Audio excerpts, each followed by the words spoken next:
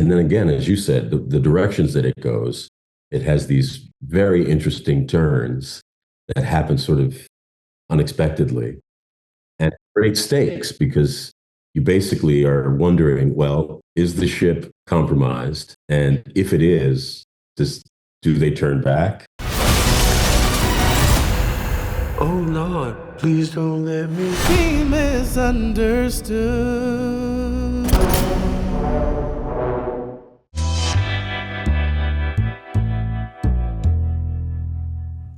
Well, and I watched the film last night and I absolutely loved it. I love space dramas like this. Well, and it went in some directions that I wasn't expecting. So when this script initially came across your desk, what was the main thing that stuck out to you? Well, I knew that Casey Affleck was attached, so that was the thing that really piqued my interest about it. But then when I read it, I was like, oh wow, this is very smart. This is very cool. I couldn't figure out where it was going, and I just really loved it. So I said, yes, let's go. Well, and lower budget space can be really hard to pull off. As a veteran actor, what gives you confidence in a director's vision for a project? The setting was really the thing that sold me on it because it essentially takes place in one location pretty much. You're on this ship and you're moving through space, and then it also has these moments that happened before the mission and where Casey's on Earth and he's being vetted for this mission. And, there's kind of a lottery. There's a lot of people who are vying to get a seat on this ship.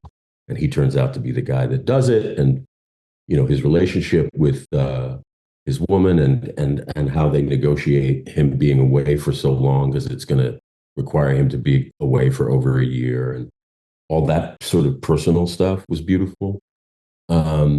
And then again, as you said, the directions that it goes, it has these very interesting turns that happen sort of unexpectedly and great stakes because you basically are wondering, well, is the ship compromised? And if it is, do they turn back? Do they go forward? And so those kind of decisions in a small group of people, it's just three people. So there's this whole triangulation thing that's happening where it's like 2-to-1 and it keeps switching. And it's really kind of cool. Well, and your character is really like the guiding light amongst the crew and their paranoia. How was it to play the straight man with everyone around you losing it? Listen, it's one of those, it's my stock. It's one of those things that I get called upon to do is to, sort of be the sort of authority figure, whether it's Event Horizon or, Boys in the Hood or whatever, or even, Morpheus is the captain of his ship too. So, captain business, I'm fairly good at. And it was fun just playing with both Casey and Tomer. They're just great guys. Do you prefer that like more straight man role, or do you like it when you get to get a little crazy with it? I like it all. I mean, it just depends on what it is and how I serve the piece best. I mean, obviously things like King of New York and What's Love Got to Do with It? Not necessarily straight men, but but good characters.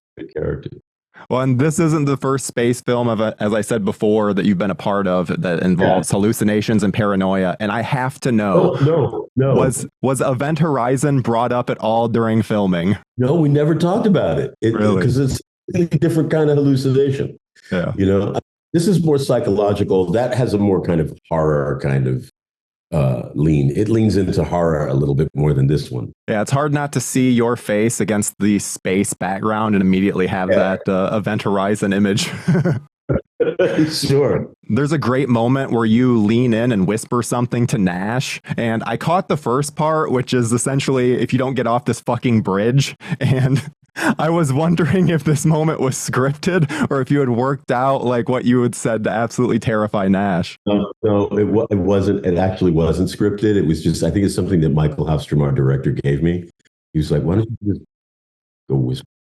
I was like, oh yeah, that'll be good. I love that moment. Well, and so my final question, since you've been working in this industry for over 50 years at this point, what do you always look for in the characters that you play? What's like a standout element? It's not necessarily what I look for the characters that I play. It's really what I'm looking for. It's not even what I'm looking for. It's what I discover in the story. If there's something about the story, in the storytelling, that's the thing. And with this one, it was, I can't tell where this is going. I have no idea where this is going to end up. And because I couldn't figure out how it was going to end up, it made me excited to be a part of it. Because I thought, okay, if it gets me, then hopefully when we in our execution, we'll get the audience and we'll surprise them too. I love space movies like this. It could practically be a stage play with how much it just focuses on the ship setting. So thank you. Well, what intrigued you most about this project? I think you touched upon it a little bit there. You said a stage play on display. It is. I mean, a spaceship is a great arena to tell these kinds of stories. About isolation and solitude and psychological drama. What happens when we throw people out hundreds and millions of miles out in space? We don't know yet because we haven't been there. We have gone to the moon, but that's like around the corner. If we're going to take the next step a couple of generations from now, what's going to happen with these people? Those questions are interesting, obviously, but also it's very fundamental human stuff that the film deals with. Memories and love and loss and all of those things. So that intrigued me. Well, and space is just incredibly difficult to pull off, yet you do so splendidly. What do you think the trick was? Like, what do you think the key was for a convincing space environment? I think a lot of things, but I think you need a good script that sort of, that lays this puzzle in a good way. And we worked a lot with that, obviously. And we made a version that we thought worked very well. Second is to get to when you work in such a close environment with characters intensively, you need great actors. And we were very lucky getting Casey Affleck, who I think is one of the finest actors of a generation in America. And obviously also the great Laurence Fishburne, a legend in itself. Tomer Capone, less known, but we've seen him in The Boys, and he's just great. And Emily Beecham, the English actress I worked with before. So that's the key, obviously, when you're gonna tell a tight drama like this. So I was very lucky with the cast. I was very lucky to get these people to help me tell this story. Well, what was it like to craft these performances with such talented actors? Because obviously Casey Affleck and Laurence Fishburne are such heavy hitters. They read and they really liked it. We were not forcing them in there. I mean, we sent the script to some agents that had clients that we liked, and Casey called me and had read it and said, look, I didn't know Casey from before, never worked with him, but he said, look, I read this. I'm really intrigued by this guy, the character he was going to play, and we had some conversation, and he was on board. And the same with Laurence. He read it on a plane on the way from a shoot to another, and he called and said, I really dig this. So it was easy. We didn't went out to 20 actors and get no's and maybes and all of that. Those guys came on board, and we had the movie. It's an independent movie. Not a lot of money. It's not $100 million movie. Very, very far from it. So we needed the power of these guys, to get it done. Well, and I also feel like I need to mention Emily Beecham, because she's only in the film for a bit, but she has such a presence to her, and I was absolutely blown away by her performance. Was Zoe always intended to be such an anchor for John? Yes, I'm really happy you put your finger towards Emily. Emily is a brilliant British actor. I worked with her in a couple of films ago, a film called Outside the Wire with Anthony Mackie for Netflix, where she had a part. And I really, really liked her performance, her personality. So I called her up and said, look, I have this film, and can you read it, please? And she came on board. Yes, she was, Zoe was always important, but with Emily's talent, it made this let's call it a love story, even more intense and complex. It's not a simple love story. It's a complicated love story. or a complicated relationship. And Emily, again, you said it yourself. She's such a fine actress. She just has that intangible quality. I immediately was like, who is this actress? And immediately went and looked up more stuff from her because she's just so good in it. Well, I have to ask too, so I love the spaceship set. So how do you approach keeping a film visually interesting when you're mostly in just the one location? Well, that's a very good question again, because we realized very quickly that this is the important character in the film, the ship itself. So I called up Barry Shusid, a production designer, a friend of mine in America. We made a film together some years ago called Escape Plan, a completely different film, but he makes big movies like The Day After Tomorrow. He worked with Roland Emmerich. He makes like $200 million movies.